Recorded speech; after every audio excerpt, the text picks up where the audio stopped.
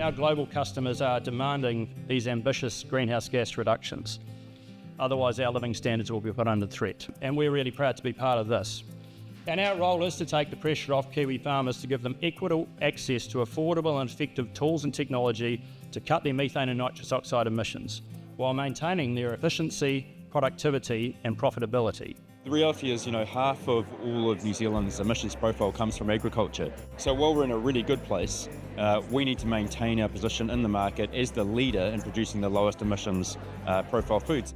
The rest of the world's coming up behind us at pace, so we need to be thinking about solving some of these challenges to keep us in this unique position that we have as being the lowest carbon producing milk in the world.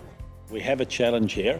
We want to reduce on-farm emissions and find emissions efficiency, but we want to do so in such a way using new technology, not just closing down farms and farmers and sending all that production overseas.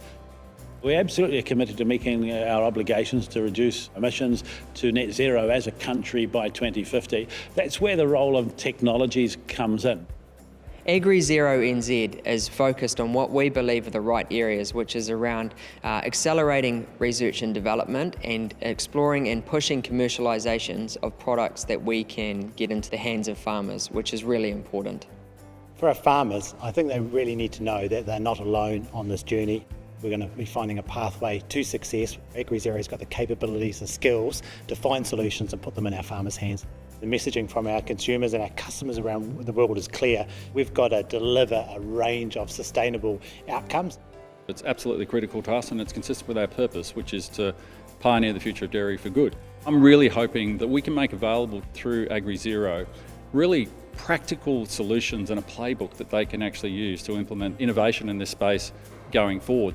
For me, really success is farmers, businesses having the opportunity to embrace the technology and actually using that technology to make on-farm decisions to how they reduce their own emissions profile.